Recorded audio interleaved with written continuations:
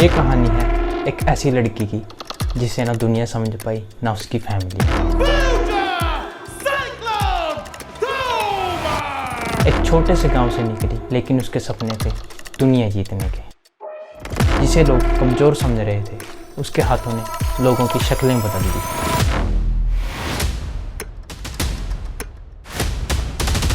India की पहली और अकेली UFC जीतने वाली फीमेल फाइटर।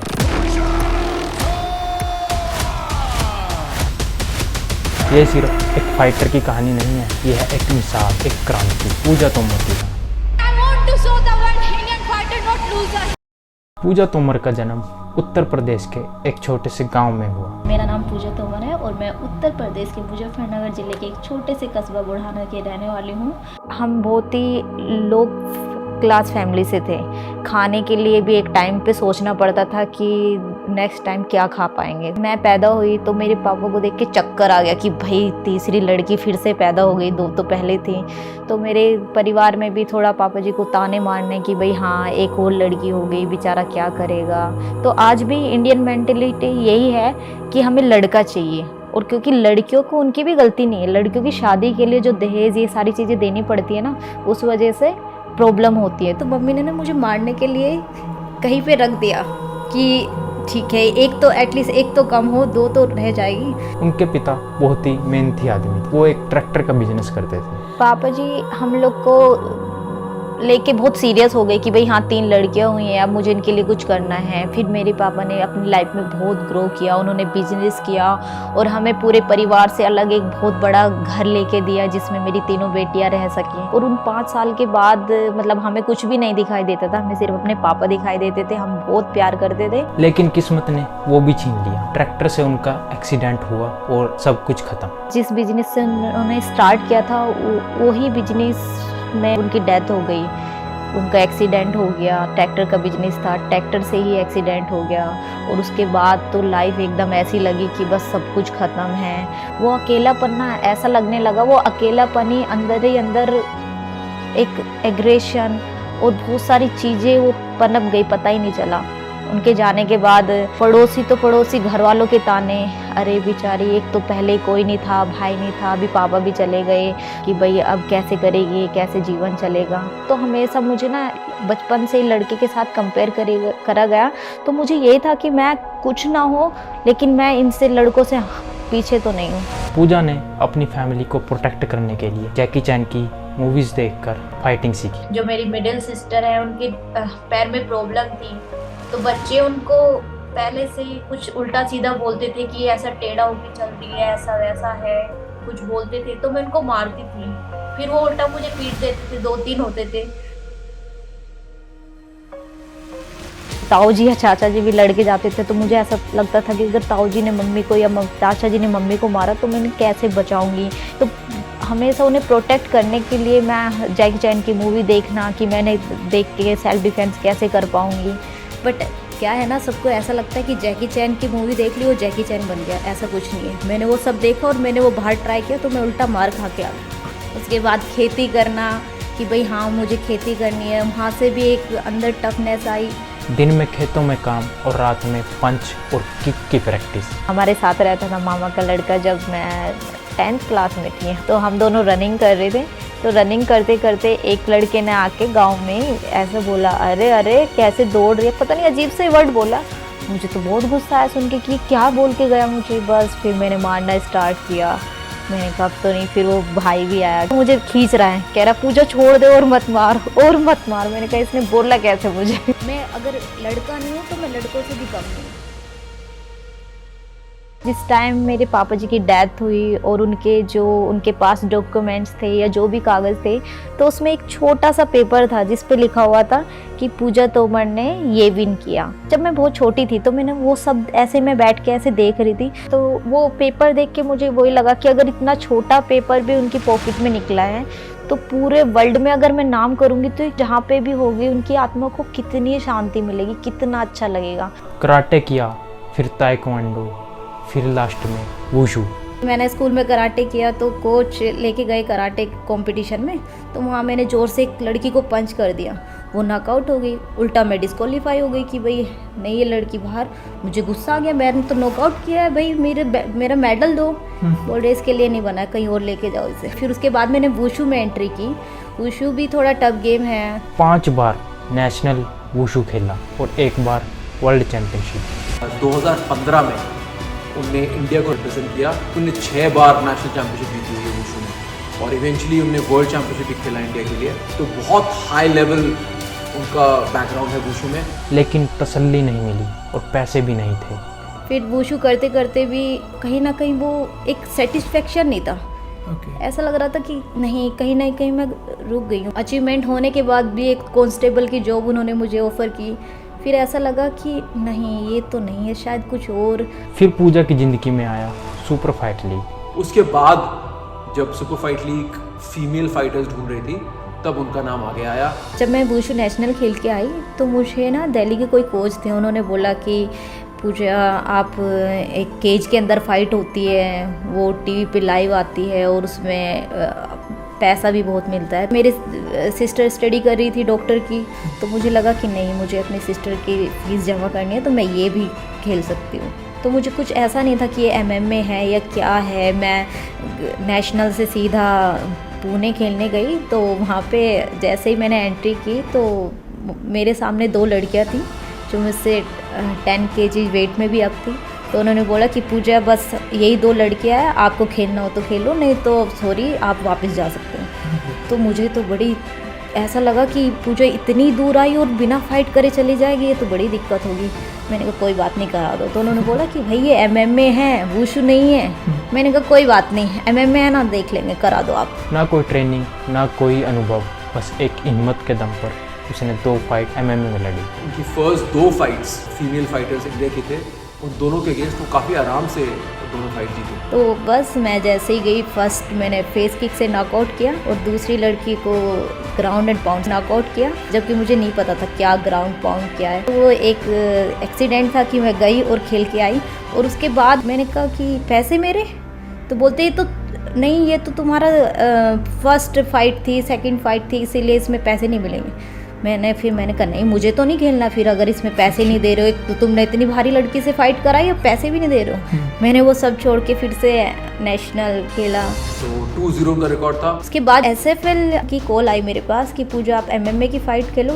मैंने कहा बोलो पैसे दोगे तो खेलूँगी। तो वो बोले कि नहीं पैसे देंगे और आपका 2-0 का रिकॉर्ड है। मैंने कहा 2-0 का रिकॉर्ड कब हो गया मेरा? मुझे इतना कुछ नॉलेज भी नहीं थी, बट मेरे पास एक प्लेटफॉर्म नहीं था वहाँ पे ट्रेनिंग के लिए, कुछ भी नहीं था। मैं पार्क में ट्रेनिंग करती थी और खेलने जाती थी। ना कोई कहीं से स्पॉन्सरशिप, ना कोई गवर्नमेंट की हेल्प, और बस एक अपने खुद से ट्रेनिंग करना और खुद से जाना। पूजा ने 2 फाइट्स लड़ी जिसमें एक हारी और एक जीती।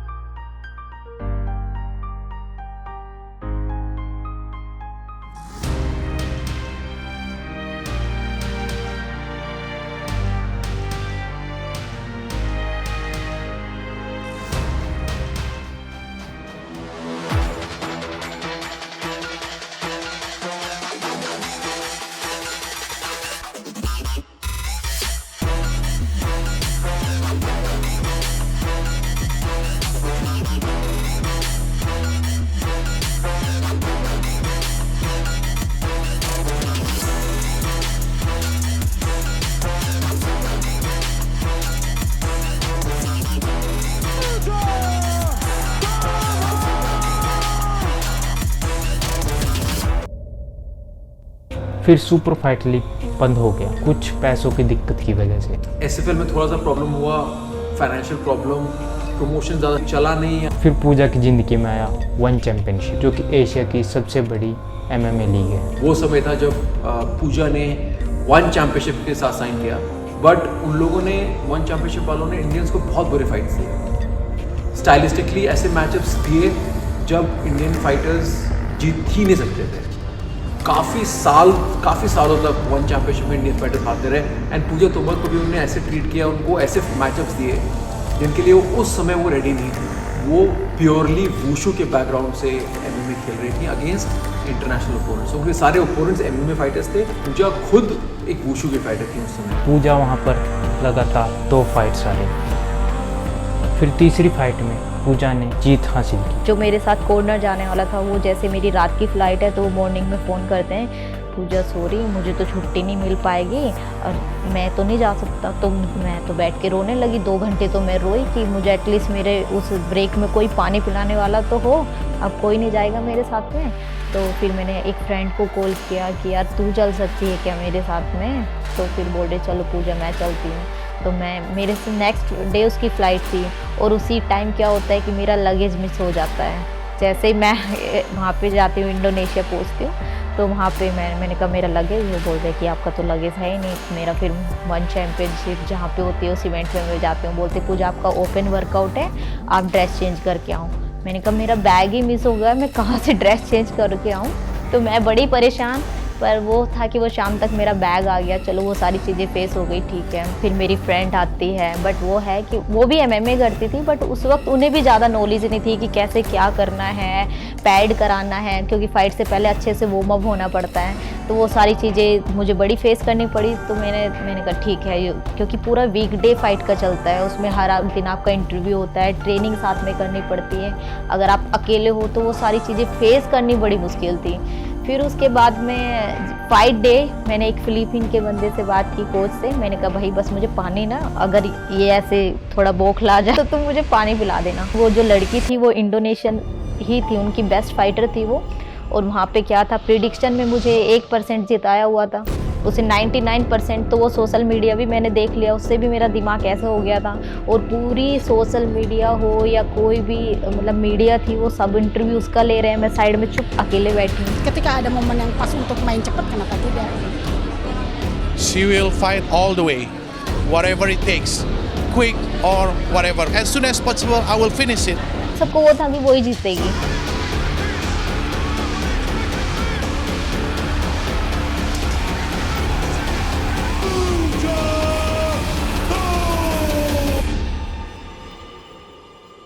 फिर पूजा की फाइट आई muay Thai fight.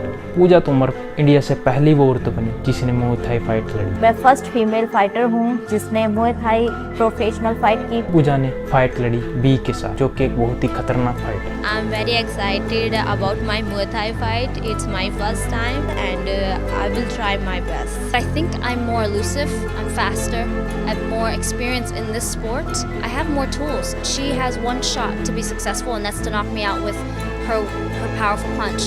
I have a lot more ways to beat her. She's underestimating my heart. That's the one thing that I think that she's got wrong coming Friday. I have seen a prediction. I actually have seen a second round TKO. मुझे 15 days का short notice period पे मैंने fight किया। पूजा को यहाँ भी हार का सामना करना पड़ा।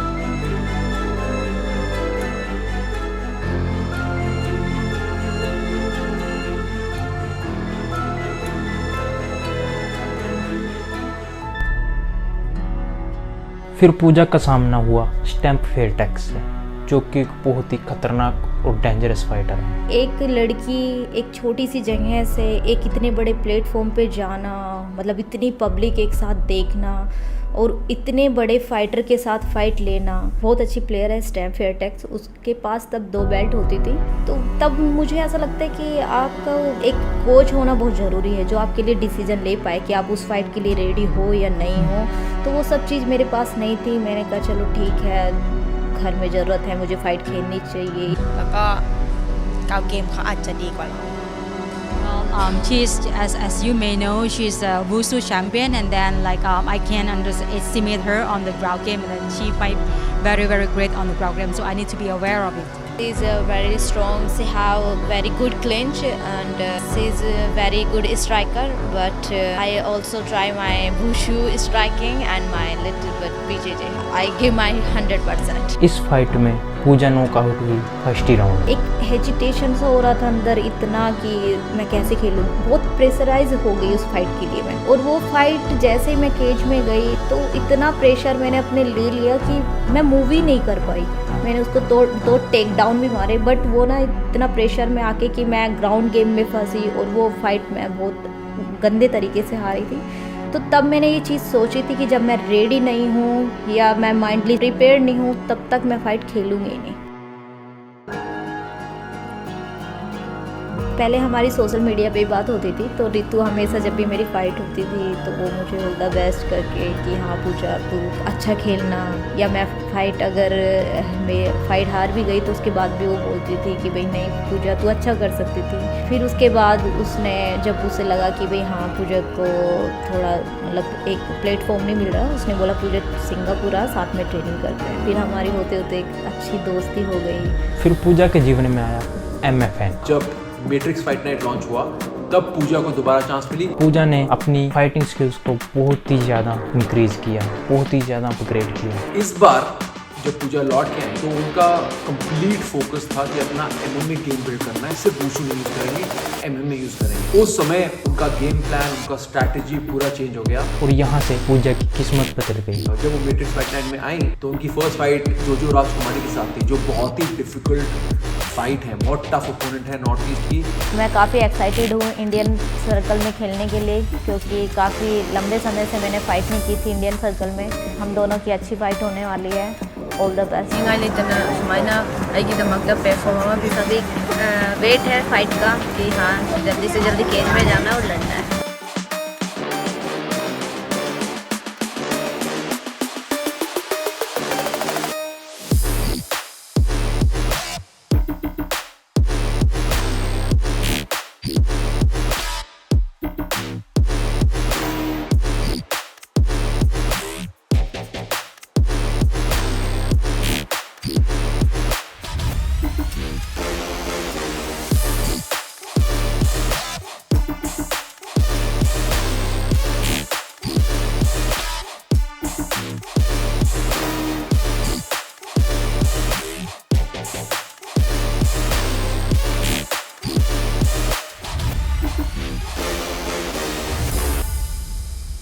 उसके बाद उनको एक तिब्बत की फाइटर है टेंजिंग, उनके साथ फाइट था। फाइट में पूजा ने जीत हासिल की।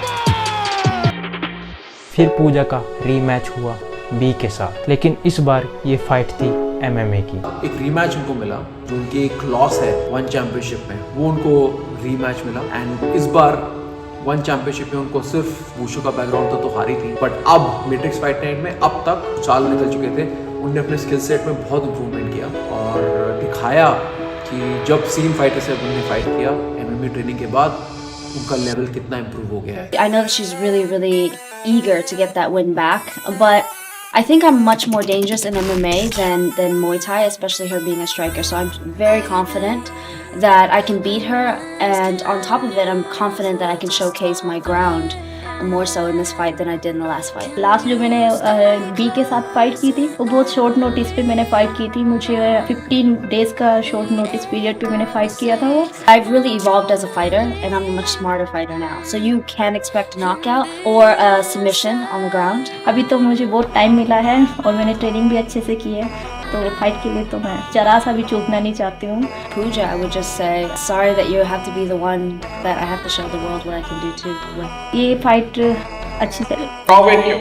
आपने बोला नहीं कि मैं तो एटम वेट में हूँ, मुझे एटम वेट टाइटल चाहिए। शायद बी को इसी में खेलना था तो मैंने कहा कि ठीक है कोई नहीं चलते ऐसी वेट में। नाइस टू मीट यू बी, see you in the cage.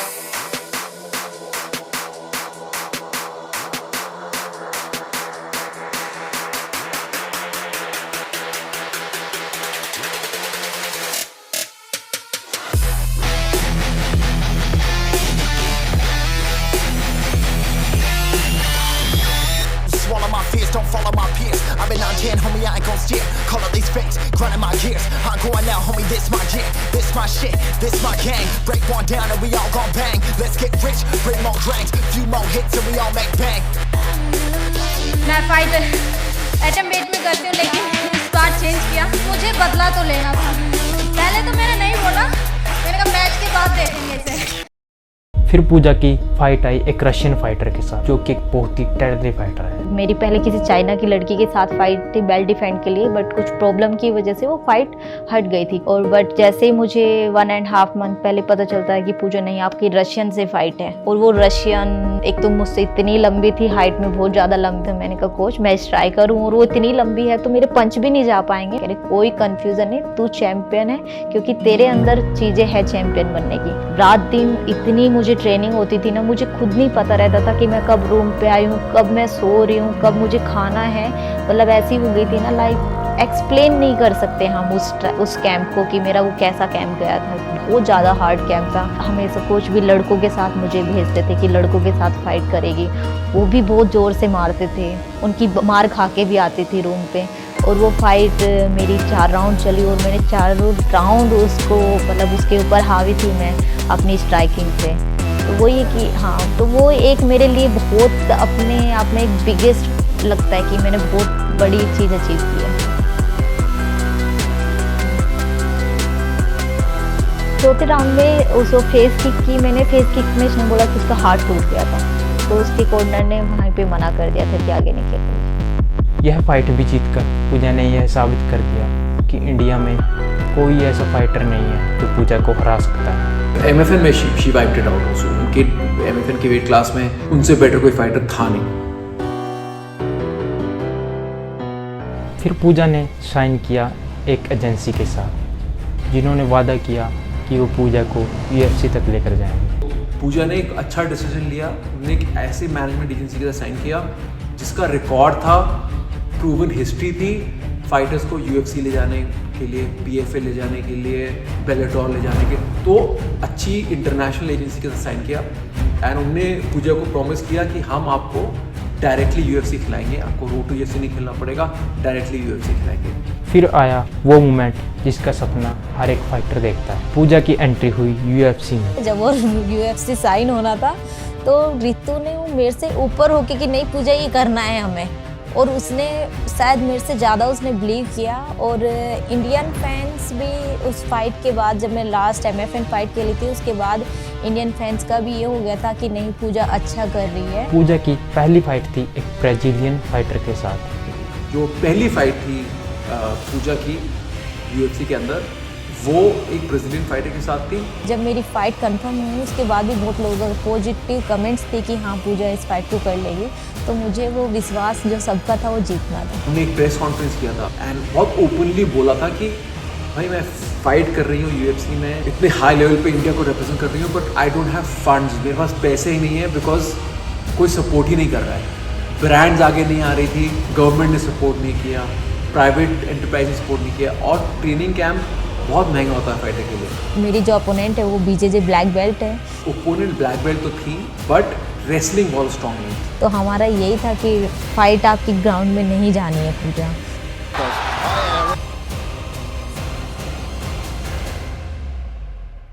And I want to show the world Indian fighter not loser. We are going to be all the way up. पूजा पहली वो फीमेल फाइटर बनी जिसने UFC में entry की और एक जीत हासिल की। मुझे ये जीत हासिल करनी थी अपने इंडिया के लिए, क्योंकि पूरा वर्ल्ड देख रहा था। अभी हम सिर्फ एक विन किए हैं और अभी हमें बहुत ऊपर जाना है और UFC की बेल्ट इंडिया में लेके आनी है। देश पागल हो गया, हर जगह, हर न्यूज़ चैनल पर, हर सोशल मीडिया प्लेटफॉर्म पर पूजा के ही चर्चे थे। जो लोग मुझे रोकते थे, जो लोग कहते थे कि ये लड़की नहीं, ये बाहर नहीं जानी चाहिए, जब मैं आई वो सब लोग मुझे रिसीव करने आए, वो भी ढोल के साथ में, तो उनके लिए एक बहुत बड़ा सबक था कि नहीं रोकना अपनी लड़कियों को। फिर पूजा की दूसरी UFC फाइट हुई एक आयरिश फाइटर के साथ। ये फाइट है इंग्लैंड में, उसके अंदर O2 एरिना एक बहुत फेमस इंग्लैंड का एरिना है, बहुत बड़ा पैक्ड स्टेडियम। अगर वो हुआ तो एक चीज़ गारंटीड है कि पूजा को सपोर्ट तो ज़्यादा मिलने वाला है नहीं। वहाँ पर क्राउड में होंगे ब्रिटिश लोग और आयरिश लोग, तो आप समझ सकते हैं कि कितना सपोर्ट उस आयरिश लड़की को मिलने वाला है। उनका होम ग्राउंड है, UK में ही फाइट है और Puja is fighting away from home, तो पूजा को कोई सपोर्ट मिलने वाला नहीं है। सारा सपोर्ट उनके ओपोनेंट को मिलेगा। पूजा को बहुत सारी बूइंग मिलने वाली है। पूजा का स्टैंड अप बहुत बेटर है उनसे, ओपोनेंट से। पूजा हैज़ मोर पावर, पूजा के कॉम्बिनेशन बेटर हैं, क्रिस्प स्ट्राइकिंग है, किक्स बेटर है and she has good takedown defence. Opponent हाँ ठीक ठाक स्ट्राइकिंग है, रेसलिंग बहुत अच्छी नहीं है, ठीक ठाक है, पर जिu-jitsu बहुत अच्छा है। मैं जनवरी में ही इंडोनेशिया में था एंड मैंने उनको ट्रेनिंग करते हुए देखा। Every single training session, her training session में पूजा मैक्सेस आउट। तो अगर आपका कार्डियो, स्ट्रेंथ, स्टैमिना 10 नंबर तक है तो हर क्लास में पूजा वाज हिटिंग 10 मैक्सिंग आउट। उनकी ओपोनेंट मेनली गुड स्ट्राइकिंग है, थोड़ा सा टाइक्वांडो टाइप का बेस है, थोड़ा सा हॉप करती हैं। She throws a lot of push kicks, side kicks, Irish हैं, तो शी हैज़ हैंड्स। बट मेरे को ये लगता नहीं कि कोई बहुत डेंजर है पूजा के लिए स्टैंड अप में। डेंजर तब आता है जब ये फाइट ग्राउंड पे जाती है। अगर ग्राउंड पे जाती है तो ये आयरिश फाइटर बहुत सीजन्ड ग्रैपलर है, बहुत सबमिशंस आते हैं, बहुत स्वीप्स आते हैं, उनका स्पेशली आर्मबार बहुत डेंजरस है। पूजा ने इस फाइट में एक शानदार मुकाबला किया। पूजा ने एक हेड किक मारी और वो फाइटर नीचे गिर चुकी और लोगों को लगा कि ये मुकाबला खत्म हो गया, लेकिन रेफरी ने नहीं रोका। वह फाइटर दोबारा होश में आ गई और उसने पूजा को आर्म बार से हरा डाला। हेलो एवरीवन, सॉरी कल के लिए शायद टाइम अपना नहीं था, बस की थी कि जीत हासिल करके ही जाऊं, बट कहीं ना कहीं कुछ कमी रही है और फिर से कम बैक करना है, जल्दी से जल्दी मेहनत करनी है बहुत ज़्यादा कि कहीं भी कोई भी कमी ना रहे। और थैंक यू सो मच आप सभी को, और प्लीज़ अपना सपोर्ट बनाए रखें कि मैं फिर से कम बैक करूँ जल्दी से जल्दी और अपने भाई को फिर से एक बड़ी भी दिलाऊं। पूजा को जो रिस्पेक्ट मिलना चाहिए, जो उनको love and affection and support मिलना चाहिए, वो नहीं मिला अभी तक। वो डिज़र्व करती हैं कि उनको इस देश में एक सुपरस्टार की तरह ट्रीट किया जाए। एक छोटे से गांव से आके इतना मेहनत करके, इतना सैक्रिफाइस करके, now at the age of 31, इतने 6 साल की एज से वो ट्रेनिंग कर रही थी, 25 साल लगे to get into the UFC, और अब वो इस लेवल पे है कि वो एक सुपरस्टार बन सकती है।